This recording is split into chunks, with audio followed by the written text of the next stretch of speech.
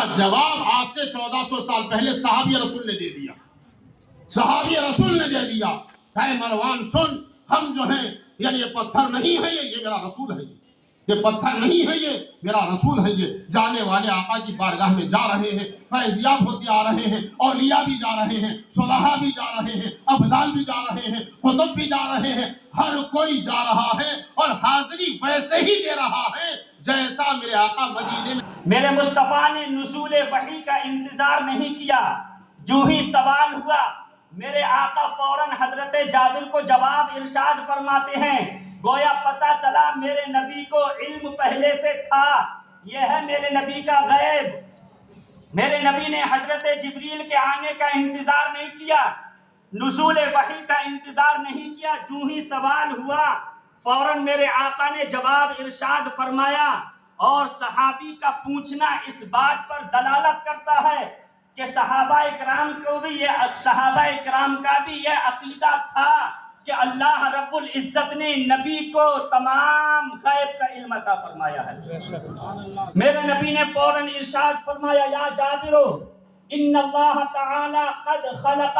تفصیل ہے کس طرح سے اللہ رب العزت نے مصطفیٰ کے نور سے ساری کائنات کو پیدا فرمایا، کس طرح سے میرے آقا کے نور سے ساری کائنات کو وجود بخشا.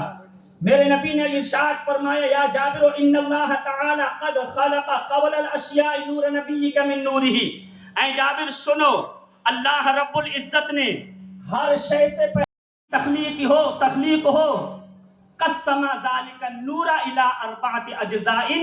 تو اس نور کو جس کو اللہ رب العزت نے اپنے نور سے پیدا فرمایا تھا، اس نور کے اللہ رب العزت نے 4 حصے کیے. کتنے؟ 4 حصے کیے. فخلق من الجزء الاول القلم. میرے مصطفیٰ فرماتے ہیں جابر پہلے والے حصے سے اللہ رب العزت نے قلم کو پیدا فرمایا. علم بالقلم، کہ انسان کو قلم کے ذریعے سے اللہ رب العزت نے علم عطا فرمایا. فرمایا فخلق من الجزء الاول القلم. کام کر رہی ہیں حضرات، غور کریں، جہاں جہاں میرے مصطفیٰ کا نور منتقل ہوتا رہا وہاں وہاں نور مصطفیٰ کی برکتیں ظاہر ہو رہی ہیں، نور مصطفیٰ کے کمالات ظاہر ہو رہے ہیں، میرے مصطفیٰ کی برکتوں کا ظہور ہو رہا ہے. عزیزان گرامی، حضرات محترم، اب جب ملک شام کے یہودیوں کو پتہ چلتا ہے کہ نور مصطفیٰ عبداللہ کی پیشانی میں جلوگر ہو چکا ہے. حضرات آپ نے 11 دن تقریر سنی، اس میں بارہا آپ نے سنا ہوگا کہ یہ لوگ پہلے ہی سے اپنی توریت و کتاب میں، توریت اور انجیل میں پڑھتے تھے کہ آخری نبی کا ظہور ہوگا. حضرات محترم، جب ملک شام کے یہودیوں کو پتہ چلا کہ نور مصطفیٰ عبداللہ کی پیشانی میں جلوگر ہو چکا ہے، ان قریب مکے کی سرزمین پر محمد عربی پیدا ہوں گے، اعلان نبوت کریں گے، تو سارے مذاہب کا خاتمہ ہو جائے گا. گنبد خضرا میں کم سے کم آپ کی روح طواف کر رہی ہے. لگے ایک سنی مسلمان، ایک مسلمان آج میلاد النبی میں بارگاہ مصطفیٰ صلی اللہ تعالی علیہ وسلم میں سال بھر کا دنیا اور دین دونوں کا مال جمع کرنے حاضر آیا ہے. یہاں آج وہ ملے گا کہ کسی کا دامن خالی نہیں جائے گا. اتنا عطا کیا جائے گا کہ ہمارے اور آپ کے دامن تنگ ہو جائیں گے. دینے والے داتا کے دینے میں کوئی فرق نہیں پڑے گا.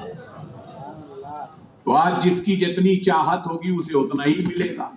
آپ اندازہ لگاؤ مسلم.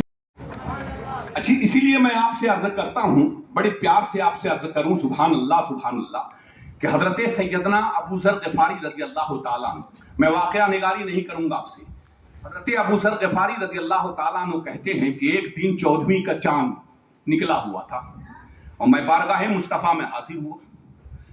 میں نے آسمان کی طرف دیکھا تو دیکھا کہ وہ 14ویں کا چاند غائب ہے، اور جب آقا کے قدموں کی طرف دیکھا تو دیکھا کہ چاروں طرف آقا کے قدموں سے روشنی نکل رہی ہے.